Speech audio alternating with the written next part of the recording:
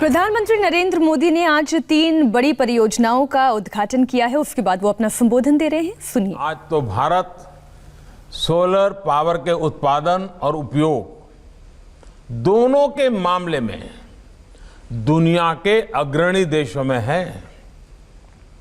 बीते 6 सालों में देश सौर ऊर्जा के उत्पादन के मामले में दुनिया में 5वें नंबर पर पहुंच चुका है और तेजी से आगे बढ़ रहा है।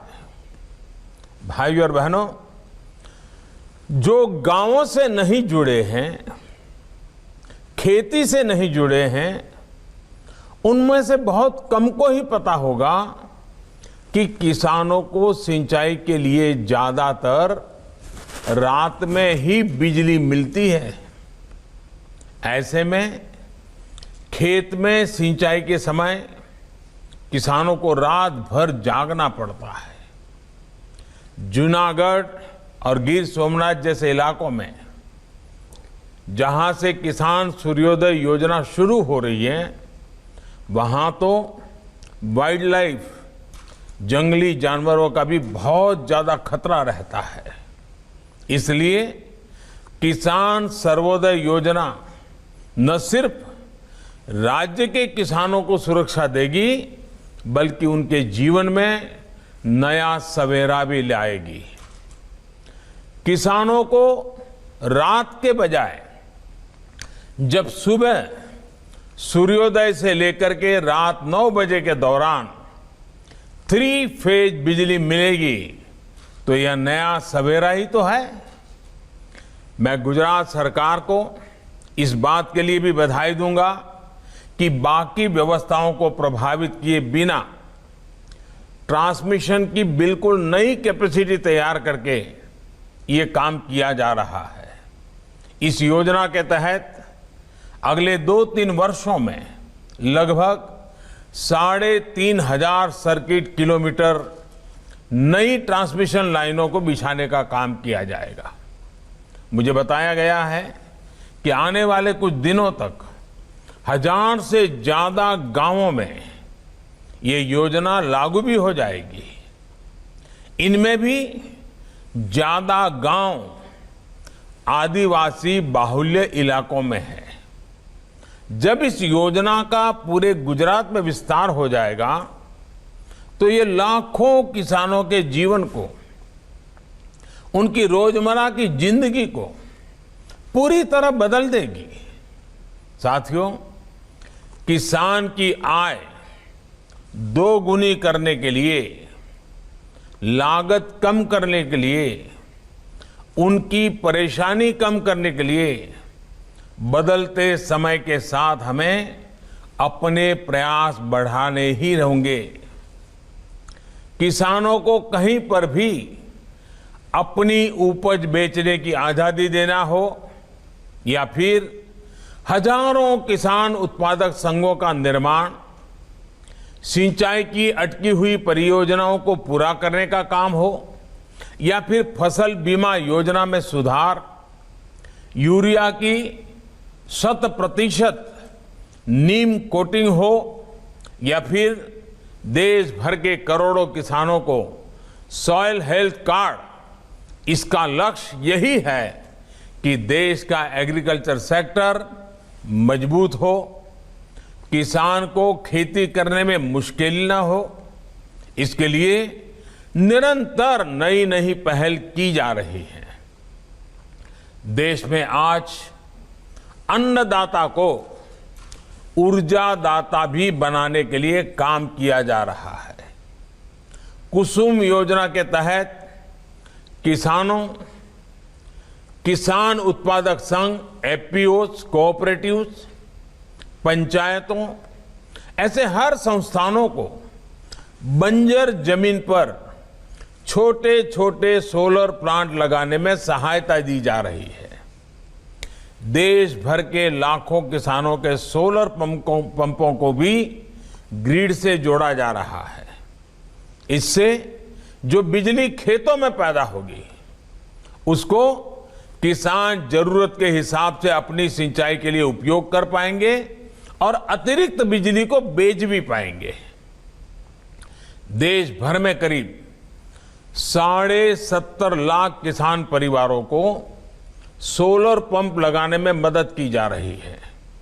इससे किसानों को सिंचाई की सहूलियत भी मिलेगी और उन्हें अतिरिक्त आय भी हो जाएगी। साथियों, गुजरात ने तो बिजली के साथ साथ सिंचाई और पीने के पानी के क्षेत्र में भी शानदार काम किया है। इस कार्यक्रम में जुड़े हम सभी जानते हैं कि गुजरात में पानी की क्या स्थिति थी। बजट का बहुत बड़ा खर्चा, सालों तक पानी के पीछे ही खर्चना पड़ा है। ये बहुत लोगों को अंदाज नहीं होगा कि गुजरात पर पानी के पीछे आर्थिक बोझ बहुत बड़ा रहता था। बीते 2 दशकों के प्रयासों से आज गुजरात के उन जिलों, उन गांवों तक भी पानी पहुंच गया है जहां कोई पहले सोच भी नहीं सकता था। आज जब हम सरदार सरोवर को देखते हैं, नर्मदा जी के जल को गुजरात के सूखाग्रस्त क्षेत्रों तक पहुंचा रही नहरों के नेटवर्क को देखते हैं, वाटर ग्रिड्स को देखते हैं, तो गुजरात के लोगों के प्रयासों पर गर्व होता है। गुजरात के करीब 80% घरों में आज नल से जल पहुंच चुका है। बहुत जल्द गुजरात देश के उन राज्यों में होगा जिसके हर घर में पाइप से जल पहुंचेगा। ऐसे में जब आज गुजरात में किसान सर्वोदय योजना शुरू हो रही है, तो सभी को अपना एक प्राण, एक मंत्र फिर दोहराना है। ये मंत्र है पर ड्रॉप मोर क्रॉप का, पर ड्रॉप मोर क्रॉप का।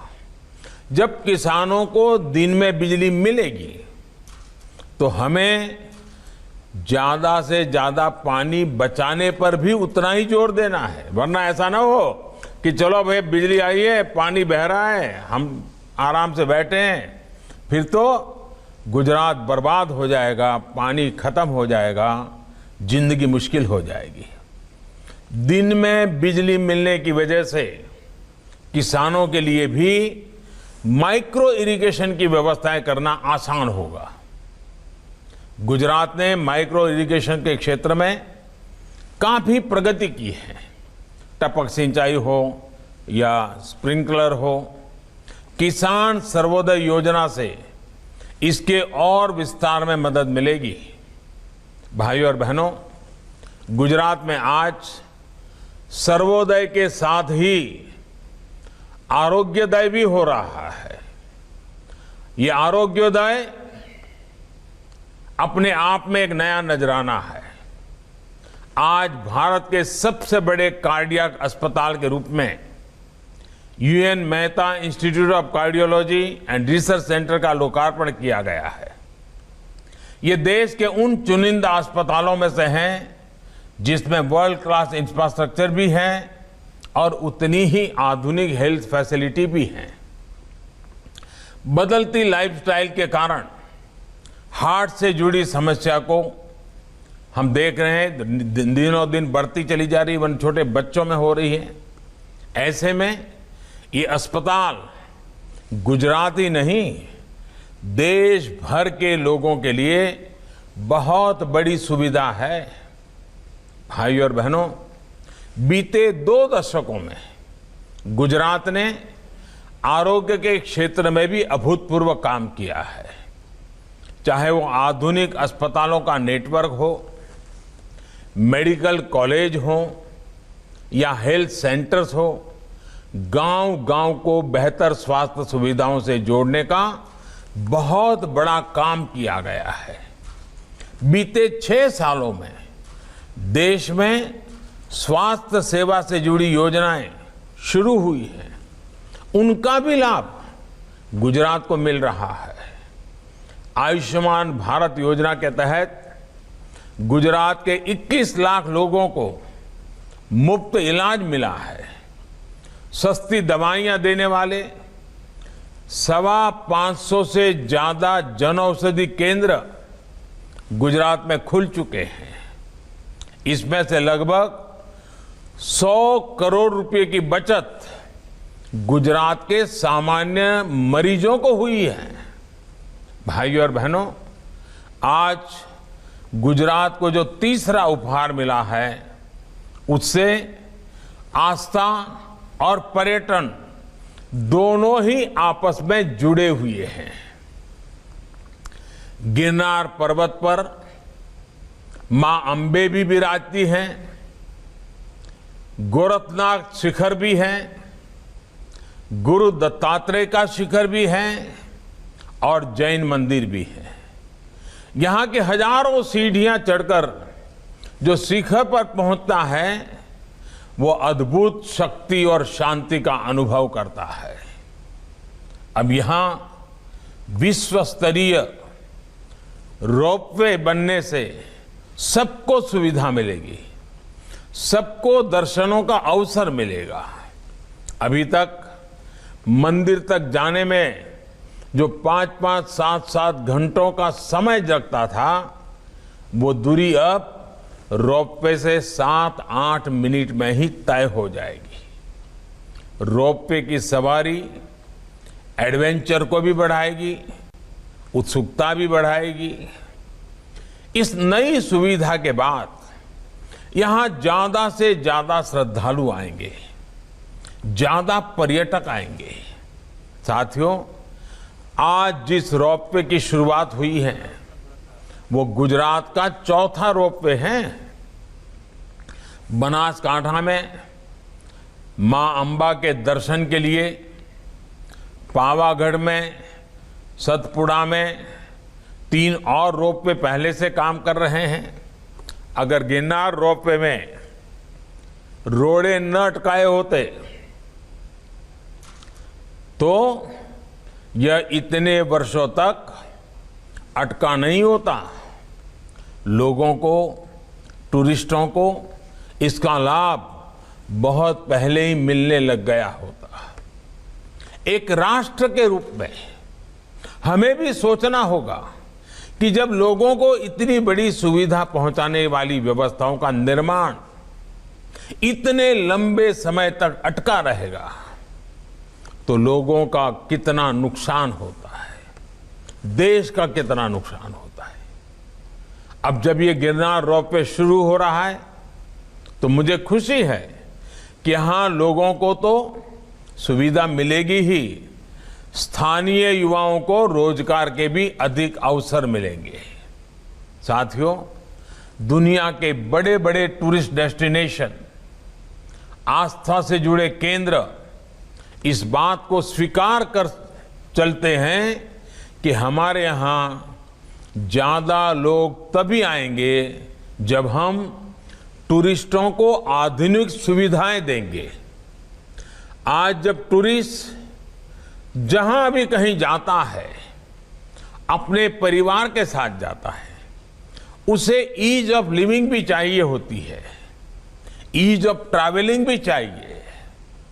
गुजरात में अनेकों जगह हैं जिनमें भारत ही नहीं, दुनिया का बड़ा टूरिस्ट डेस्टिनेशन बनने की क्षमताएं पड़ी हैं, अपार संभावनाएं पड़ी हैं। अगर माता के ही मंदिरों की बात करें, तो भक्तों के लिए गुजरात में पूरा सर्किट है। मैं सब माताओं के स्थानों का उल्लेख नहीं कर रहा हूं, और गुजरात के सभी कोने में ये शक्ति रूपेण माताएं गुजरात को निरंतर आशीर्वाद देती हैं। अंबाजी हैं, पावागढ़ तो है ही है, चोटीला चामुंडा माता जी हैं, उमिया माता जी हैं, कच्छ में मातानो मढ़, इतने ही यानी अनगिनत हम अनुभव कर सकते हैं कि गुजरात में एक प्रकार के शक्ति का वास है। कई प्रसिद्ध मंदिर है। आस्था के स्थलों के अलावा भी गुजरात में अनेक जगह हैं जिनकी क्षमताएं अद्भुत है। अभी आपने भी देखा है कि द्वारका के पास शिवराजपुर समुद्री बीच को अंतर्राष्ट्रीय पहचान मिली है, ब्लू फ्लैग सर्टिफिकेशन मिला है। ऐसे स्थलों को विकसित करने पर वहां ज्यादा से ज्यादा पर्यटक आएंगे और अपने साथ रोजगार के नए अवसर भी लाएंगे। आप देखिए, सरदार साहब को समर्पित स्टैच्यू ऑफ यूनिटी, दुनिया की सबसे ऊंची प्रतिमा, अब कितना बड़ा टूरिस्ट अट्रैक्शन बन रही है। जब ये कोरोना शुरू हुआ उससे पहले ही करीब 45 लाख से ज्यादा लोग स्टैच्यू ऑफ यूनिटी को देखने जा चुके थे। इतने कम समय में 45 लाख लोग बहुत बड़ी बात होती है। अब स्टैच्यू ऑफ यूनिटी को फिर से खोला गया है तो ये संख्या फिर तेजी से बढ़ रही है। इसी तरह छोटा सा उदाहरण देता हूं मैं। अहमदाबाद में कांकरिया झील, कांकरिया तालाब तक पहुंचने वालों की संख्या, एक जमाना था वहां से कोई गुजरता नहीं था, दूसरा रास्ता लेता था। उसका थोड़ा सा रिनोवेशन किया, थोड़ा टूरिस्ट को ध्यान में रख करके व्यवस्थाएं खड़ी की और आज स्थिति क्या है, वहां पर पहुंचने वालों की संख्या अब सालाना 75 लाख तक पहुंच रही है। अकेले अहमदाबाद शहर के मध्य में 75 लाख मध्यम वर्ग, निम्न मध्यम वर्ग के परिवारों के लिए ये जगह बहुत आकर्षण का कारण बन चुकी है और अनेक लोगों की रोजी रोटी का कारण भी बनी है। ये सारे परिवर्तन, टूरिस्टों की बढ़ती हुई संख्या, स्थानीय लोगों की आय बढ़ाने भी बहुत मदद करती है। और टूरिज्म एक ऐसा क्षेत्र है जहां कम से कम पूंजी लगती है और ज्यादा से ज्यादा लोगों को रोजगार मिलता है।